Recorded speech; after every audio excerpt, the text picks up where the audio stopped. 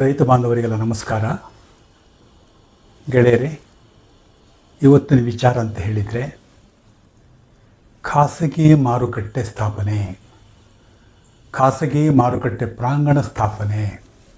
ನೋಡಿ ಗೆಳೆಯರೇ, ಕೃಷಿ ಉತ್ಪನ್ನ ಮಾರಾಟ ನಿಯಂತ್ರಣ ಶಾಸನ 1966ಕ್ಕೆ ಮೂಲ ಶಾಸನಕ್ಕೆ ಕರ್ನಾಟಕ ಸರ್ಕಾರ 2007ನೇ ಇಸ್ವಿಯಲ್ಲಿ ಕೆಲವು ತಿದ್ದುಪಡಿಗಳನ್ನು ಮಾಡಿ ಕಲಂ 72ಕ್ಕೆ 72A ಅಂತ ಸೇರಿಸಿ ಹೊಸ ವಿಷಯವನ್ನು ಅಳವಡಿಸಿದೆ. ಅಂದರೆ ಕಲಂ 72A ಪ್ರಕಾರ ಆರ್ಥಿಕವಾಗಿ ದೃಢವಾಗಿರುವ ಯಾವುದೇ ವ್ಯಕ್ತಿ, ಆರ್ಥಿಕವಾಗಿ ಸದೃಢವಾಗಿರುವ ಯಾವುದೇ ವ್ಯಕ್ತಿ ಯಾವುದೇ ಮಾರುಕಟ್ಟೆ ಸಮಿತಿಯ ಕ್ಷೇತ್ರದಲ್ಲಿ ಖಾಸಗಿ ಮಾರುಕಟ್ಟೆಯನ್ನು ನಿರ್ಮಾಣ ಮಾಡಬಹುದು. ಅಷ್ಟೇ ಅಲ್ಲ, ಖಾಸಗಿ ಮಾರುಕಟ್ಟೆ ಪ್ರಾಂಗಣವನ್ನು ಕಟ್ಟಬಹುದು ಅಂತ ಹೇಳಿ ಇದೆ.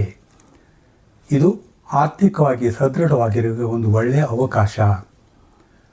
ಈ ಕಲಮಿನ ಪ್ರಕಾರ 72A ಪ್ರಕಾರ ಯಾವುದೇ ವ್ಯಕ್ತಿ ಯಾವುದೇ ಮಾರುಕಟ್ಟೆಯಲ್ಲಿ ಅವರದೇ ಆದ ಸ್ವಂತ ಮಾರುಕಟ್ಟೆಯನ್ನು ರಚನೆ ಮಾಡಿಕೊಳ್ಬೋದು. ಅಷ್ಟೇ ಅಲ್ಲದೆ ಇದಕ್ಕೆ ಕೃಷಿ ಮಾರಾಟ ಇಲಾಖೆಯಿಂದ ನಿಗದಿತವಾದ ಒಂದು ನಮೂನೆ ಇದೆ, ಅರ್ಜಿ ನಮೂನೆ. ಆ ಅರ್ಜಿ ನಮೂನೆಯನ್ನು ಭರ್ತಿ ಮಾಡಿ ಅದಕ್ಕೆ ಸಂಬಂಧಿಸಿದ ಫೀ, ಇಲಾಖೆಯವರು ಒಂದು ಇಷ್ಟು ಫೀ ಅಂತ ಅದಕ್ಕೆ ನಿಗದಿ ಮಾಡಿರ್ತಾರೆ. ನಿಗದಿತ ಫೀಯನ್ನು ಕಟ್ಟಿ ಇಲಾಖೆಗೆ ಸಲ್ಲಿಸಬೇಕು. ಇಲಾಖೆ ಸಲ್ಲಿಸಿದ ಮೇಲೆ ಇಲಾಖೆಯವರು ಅದನ್ನು ಕೂಲಂಕುಷವಾಗಿ ಪರಿಶೀಲನೆ ಮಾಡಿ ಇಂಥವರಿಗೆ ಖಾಸಗಿ ಮಾರುಕಟ್ಟೆಯನ್ನು ಕಟ್ಟಲಿಕ್ಕೆ ಅವಕಾಶ ಕೊಡಬಹುದು ಅಂತ ಹೇಳಿ ಅನಿಸಿದರೆ ಕೊಡಬಹುದು.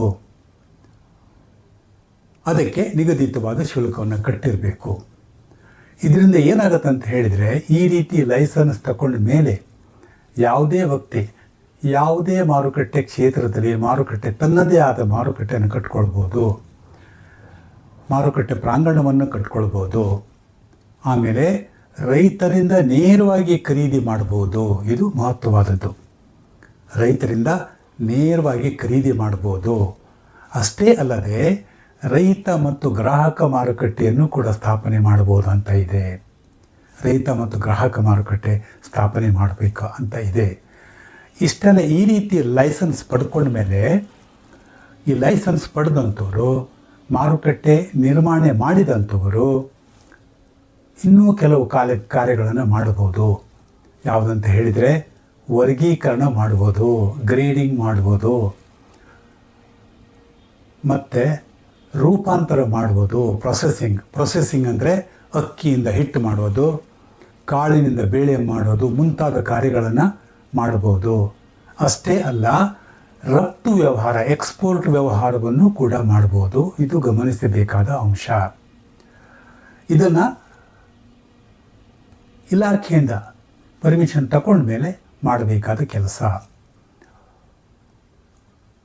ಇದರಲ್ಲಿ ರೈತರು ನೇರವಾಗಿ ಬಂದು ಇಲ್ಲಿ ಖರೀದಿದಾರರಿಗೆ ಮಾರಾಟ ಮಾಡ್ಬೋದು ಅವರ ಮಾರುಕಟ್ಟೆಯಲ್ಲಿ. ಅದೇ ರೀತಿ ನೋಡಿ ಗೆಳೆಯರೇ, 72A ಅಂತೆ 72B ಅಂತ ಸೇರಿಸಿ ಕರ್ನಾಟಕ ಸರ್ಕಾರ ಇನ್ನೊಂದು ಅವಕಾಶ ಮಾಡಿಕೊಟ್ಟಿದೆ. ಅದರಲ್ಲಿ ಏನಂತ ಹೇಳಿದೆ, ರೈತ ಗ್ರಾಹಕ ಮಾರುಕಟ್ಟೆ ಸ್ಥಾಪನೆ ಮಾಡ್ಬೋದು ಈ ಲೈಸೆನ್ಸ್ ಹೋಲ್ಡರ್ ಇದ್ದವರು. ರೈತ ಗ್ರಾಹಕ ಮಾರುಕಟ್ಟೆ ಅಂದರೆ ರೈತರ ಸಂತೆ ತರಹ ರೈತರ ಮಾರುಕಟ್ಟೆಯನ್ನು ಮಾಡಬಹುದು. ಆವಾಗ ರೈತರು ನೇರವಾಗಿ ಗ್ರಾಹಕರಿಗೆ ಮಾರಾಟ ಮಾಡ್ಬೋದಂಥ ವ್ಯವಸ್ಥೆನ ಮಾಡಿಕೊಟ್ಟಿದ್ದಾರೆ. ಇದಕ್ಕೆ ಸಂಬಂಧಿಸಿದಂತೆ ರೈತ ಗ್ರಾಹಕ ಮಾರುಕಟ್ಟೆ ಸಂಬಂಧಿಸಿದ ಕೆಲವು ಖರ್ಚುಗಳಾಗ್ತದೆ ವ್ಯವಹಾರ ನೋಡ್ಕೊಳ್ಳೋರಿಗೆ. ಆದ್ದರಿಂದ ಸರ್ಕಾರ ಏನು ಮಾಡಿದೆ, ಒಂದು ಅವಕಾಶ ಮಾಡಿಕೊಟ್ಟಿದೆ. ಏನಂತ ಹೇಳಿದರೆ, ಈ ರೈತ ಗ್ರಾಹಕರ ಮಾರುಕಟ್ಟೆ ಮಾಡಿ ವ್ಯವಸ್ಥೆ ಮಾಡಿಕೊಡುವವರು ಸೇವಾ ಶುಲ್ಕ, ಸರ್ವಿಸ್ ಚಾರ್ಜನ್ನು ಕಲೆಕ್ಟ್ ಮಾಡ್ಬೋದು.